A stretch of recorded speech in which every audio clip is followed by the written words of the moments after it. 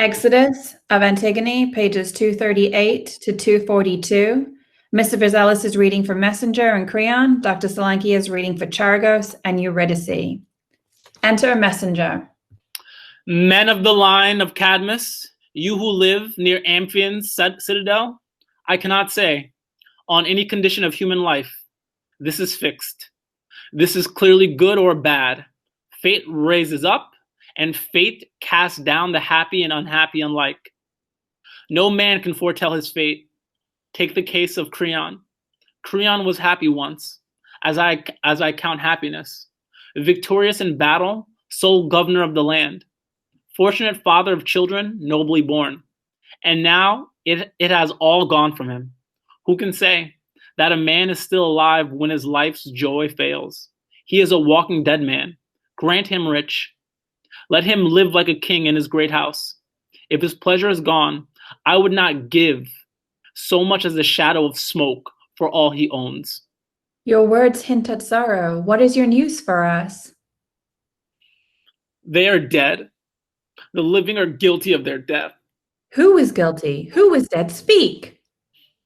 Haman. Haman is dead. And the hand that killed him is his own hand. His father's or his own? His own. Driven mad by the murder his father had done. Tiresias, how clearly you saw it all. This is my news. You must draw what conclusions you can from it. But look, Eurydice, our queen, has she overheard us? Enter Eurydice from the palace. I have heard something, friends, as I was unlocking the gate of Pallas's shrine, for I needed her help today. I heard a voice telling of some new sorrow, and I fainted there at the temple with all my maidens about me. But speak again, whatever it is, I can bear it. Grief and I are no strangers. Dearest lady, I will tell you plainly all that I have seen. I shall not try to comfort you. What is the use? Since comfort could lie only in what is not true. The truth is always best. I went with Creon to the outer plain where Polynices was lying. No friend to pity him, his body shredded by dogs. We made our prayers in that place to Hecate and Pluto, that they would be merciful, and we bathed the corpse with holy water, and we brought fresh broken branches to burn what was left of it. And upon the urn we heaped up a towering barrow of the earth of his own land.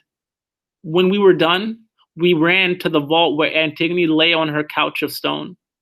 One of the servants had gone ahead, and while he was yet far off, he heard a voice, grieving within the chamber, and he came back and told Creon.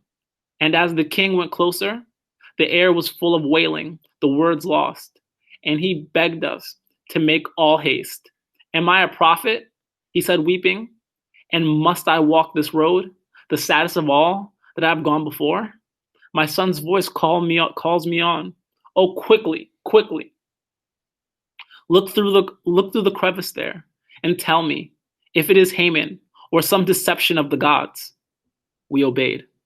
And in the cavern's farthest corner, we saw her lying. She had made a noose of her fine linen veil and hanged herself. Haman lay beside her, his arms about her waist, lamenting her. His love lost underground, crying out that his father had stolen her away from him. When Creon saw him, the tears rushed to his eyes, and he called to him, "What have you done, child? Speak to me. What are you thinking that makes your eyes so strange? Oh, my son, I come to you on my knees." But Haman spat in his face.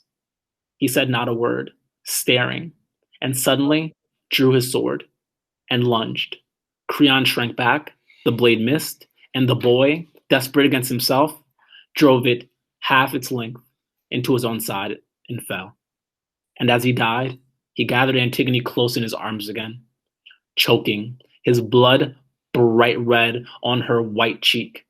And now he lies dead with the dead, and she is his, at last, his bride in the houses of the dead. Exit Eurydice into the palace. She has left without a word. What can this mean? It troubles me too. Yet she knows what is best. Her grief is too great for public lamentation, and doubtless she has gone to her chambers to weep for her dead son, leading her maidens in his dirge. It may be so, but I fear this deep silence. Pause. I will see what she is doing. I will go in. Exit messenger into the palace. Enter Creon with attendants bearing Haman's body. But here is the king himself. Oh, look at him, bearing his own damnation in his arms. Nothing you can say can touch me anymore. My own blind heart has brought me from darkness to final darkness. Here you see the father murdering the murdered son, and all my civic wisdom. Haman, my son, so young to die. I was the fool, not you, and you died for me. That is the truth, but you were late in learning it. The truth is hard to bear. Surely a god has crushed me beneath the hugest weight of heaven and driven me headlong a barbaric way to trample out the thing I held most dear. The pain that men will take to come to pain